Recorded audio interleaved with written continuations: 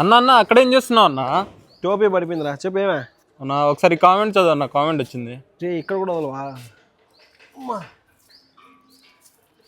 అన్న? ఈ మధ్య వైరల్ అవుతున్న ఇఫా చికెన్ రెస్టారెంట్లో రేట్ ఎక్కువగా ఉంది, ఒక్కసారి నీ స్టైల్లో తక్కువ రేట్లో చేసి చూపించన్న.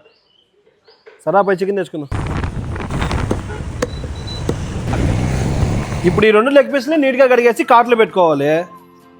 ఇప్పుడు దీంట్లోకి పెరుగు, సాల్టు, చిల్లీ పౌడరు, ధనియాల పొడి, చికెన్ మసాలా, కొద్దిగా గరం మసాలా, కొద్దిగా అల్లం పేస్టు, కస్తూరి మేతి వేసి బాగా కలిపేసి ఒక అరగంట సేపు ఊరబెట్టాలి. ఈ చికెన్ ఊరే లోపల ఇఫా చికెన్కి కావాల్సిన మెయిన్ సాస్ని రెడీ చేసుకుందాం రండి.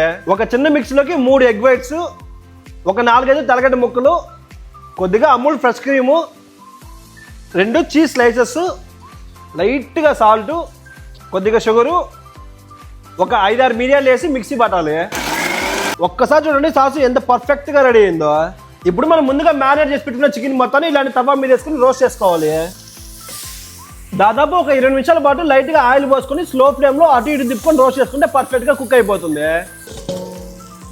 ఒక 20 నిమిషాల తర్వాత చికెన్ అయితే పర్ఫెక్ట్గా ఉడికింది. ఇప్పుడు దీంట్లోకి మనం ముందుగా రెడీ చేసుకుని మైనస్ని వేద్దాము. ఇలా లైట్గా చికెన్ మొత్తానికి స్ప్రెడ్ చేయాలి.